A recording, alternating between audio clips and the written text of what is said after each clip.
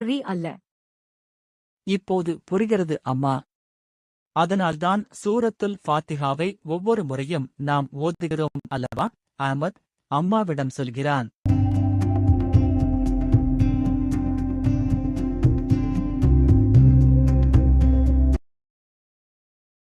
நிச்சயமாக இது நாம் இறைவனிடம் கேட்கும் மிகச்சிறந்த பிரார்த்தனை.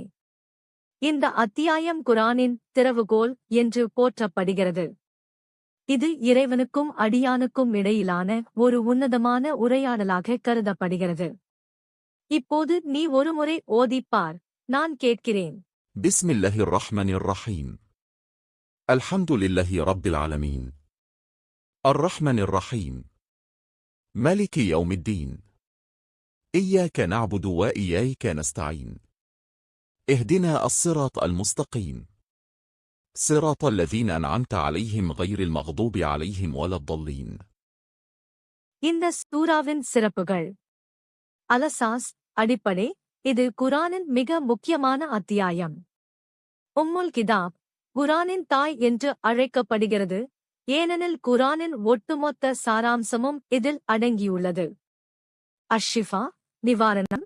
இது நோய்களிலிருந்து நிவாரணம் அளிக்கக்கூடிய ஒரு பிரார்த்தனையாகவும் கருதப்படுகிறது. தொழுகையின் உயிர்நாடி.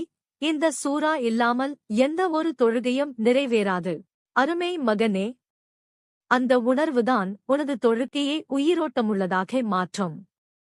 சூரா ஃபாத்திஹா என்பது நன்றியில் தொடங்கி கோரிக்கையில் முடிந்து ஆமீன் இறைவா ஏற்றுக்கொள் என்ற நம்பிக்கையுடன் நிறைவடைகிறது. மகனே, சூரா ஃபாத்திஹா என்பது குர்ஆனின் அன்னை, உம்முல் கிதாப். இது ஒரு மனிதன் இறைவனிடம் கேட்கும் மிகச்சிறந்த பிரார்த்தனை.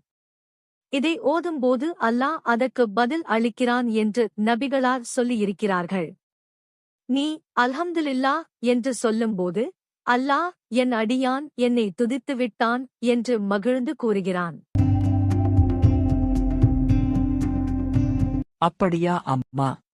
இனிமேல் நான் தொழுகையில் ஓதும்போது நான் இறைவனிடம் பேசுகிறேன் என்ற உணர்வோடு ஓதுவேன். மாஷா அல்லாஹ்.